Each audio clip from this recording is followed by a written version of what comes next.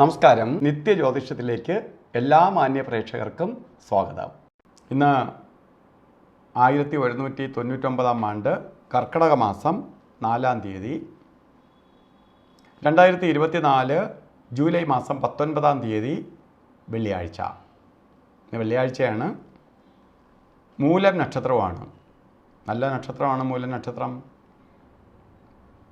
ഇപ്പോൾ വെള്ളിയാഴ്ച നല്ല ദിവസം, ശുക്രൻ്റെ ദിവസം, മൂലം നക്ഷത്രം.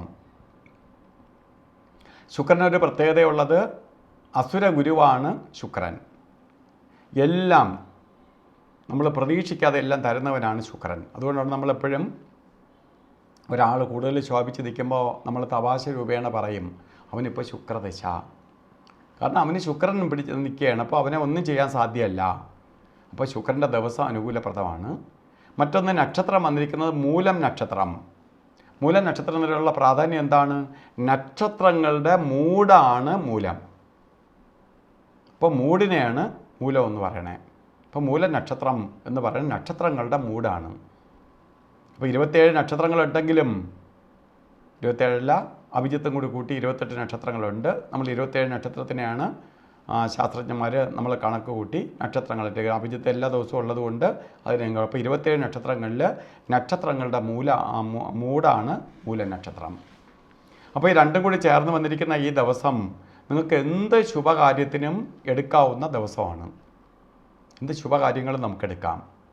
ഇന്ന് ബർത്ത്ഡേ വന്നിട്ടുള്ളവർക്ക് മൂല നക്ഷത്രം, ശരിക്ക് കർക്കിടക മാസത്തിലെ മൂല നക്ഷത്രം വന്ന നിങ്ങൾക്ക് ഇന്ന് ഭാഗ്യദായകമായ ഒരു വർഷമായിരിക്കും എന്നുള്ളതിന് സംശയം വേണ്ട. സാമ്പത്തിക പുരോഗതി, ജോലിയില്ലാത്തവർക്ക് ജോലി കയറ്റം, അതുപോലെ സന്തോഷപ്രദമായ മനസ്സിന് സന്തോഷപ്പെടുന്ന കാര്യങ്ങൾ, അത് വീട് വെക്കാനോ കല്യാണം നടക്കാതിരിക്കുന്നവർക്ക് കല്യാണം നടക്കുക, അതുപോലെ വിവാഹ ജീവിതത്തിൽ എന്തെങ്കിലും പ്രോബ്ലംസ് ആയിട്ടിരിക്കുന്നവർക്കെല്ലാം പരിഹരിക്കപ്പെടാൻ പറ്റുന്ന ഒരു വർഷവും കൂടിയാണ് നിങ്ങൾക്ക് ദൈവം തന്നിരിക്കുന്ന ഈ ഒരു വർഷം. അപ്പോൾ അതുകൊണ്ട് ഒരു കാര്യത്തിലും അറച്ചു നിൽക്കരുത്. നിങ്ങൾ ഈ ഒരു വർഷത്തെ ബർത്ത്ഡേ വന്നിട്ടുള്ളവർ വിനിയോഗിച്ചുകൊള്ളുക, അല്ലാത്തവർ ഈ ദിവസത്തെ വിനിയോഗിച്ചുകൊള്ളുക. ഈ ദിവസം നിങ്ങൾക്കും ഭാഗ്യദായകമാണ്. അപ്പോൾ ഇന്ന് നമുക്ക് ഓരോ കാര്യത്തിന് ഇറങ്ങുന്നവർ രാഹുകാലത്തിന് പ്രാധാന്യം കൊടുത്തുകൊണ്ട് മുന്നോട്ട് പോകണം. കലണ്ടറിൽ രാഹുകാലം ഇട്ടിരിക്കുന്നത് 10:30 തൊട്ട് 12 മണി വരെ എന്നാണ്. അപ്പോൾ 10:30 തൊട്ട് 12 മണി വരെ അല്ല. ശരിക്ക് രാഹുകാലം സ്റ്റാർട്ട് ചെയ്യണത് 10:57 തൊട്ട് തുടങ്ങിയുള്ളൂ. 12:31 വരെ ഇന്ന് നിങ്ങൾക്ക് രാഹുകാല സമയമുണ്ട്.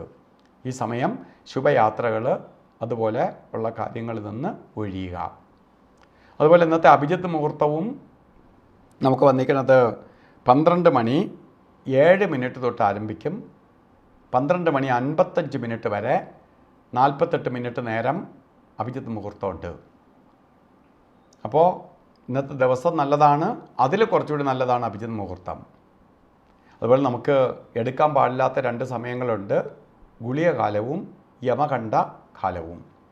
ഈ സമയം ഒരു ശുഭകാര്യത്തിനും എടുക്കരുത്. അതിൽ ഗുളികകാല സമയം വരുന്നത് 7:49 തൊട്ട് ആരംഭിക്കും. അത് 9:23 വരെ ഗുളികനും. യമകണ്ഠകാല സമയം വരുന്നത് 3:38 തൊട്ട് 5:12 വരെ യമകണ്ഠനും. ഈ സമയം ഒരു ശുഭകാര്യങ്ങൾക്കും എടുക്കരുത്. നമ്മൾ ആ 12 മണിക്കൂറുള്ള യാത്രയിൽ ഏറ്റവും ബ്ലോക്കായിട്ടുള്ള 3 മണിക്കൂറാണ് ഈ സമയം. ഈ സമയം നമ്മൾ ഓരോ കാര്യത്തിൽ നിന്ന് വിട്ടു നിൽക്കുന്നതാണ് ഉത്തമം.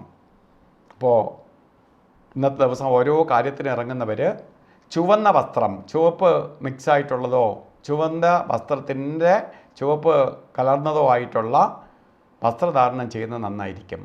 അല്ലെങ്കിൽ ടോപ്പായിട്ടോ അല്ലെങ്കിൽ ശരിക്ക് കോട്ടായിട്ടോ കർച്ചീപ്പായിട്ടോ ചുവന്ന വസ്ത്രം ധരിക്കുന്നത് ഭാഗ്യദായകമായി തീരും. അതുപോലെ സ്ത്രീകളാണെങ്കിലും പുരുഷനാണെങ്കിലും ചുവന്ന പൊട്ട് നെറ്റിയിൽ തൊടുന്നതും ഭാഗ്യദായകമായി തീരും. പിന്നെ ദിവസം എല്ലാവർക്കും ഭാഗ്യദായകമായി തീരട്ടെ എന്ന് പ്രാർത്ഥിച്ചുകൊണ്ട് നിർത്തുന്നു. നന്ദി, നമസ്കാരം.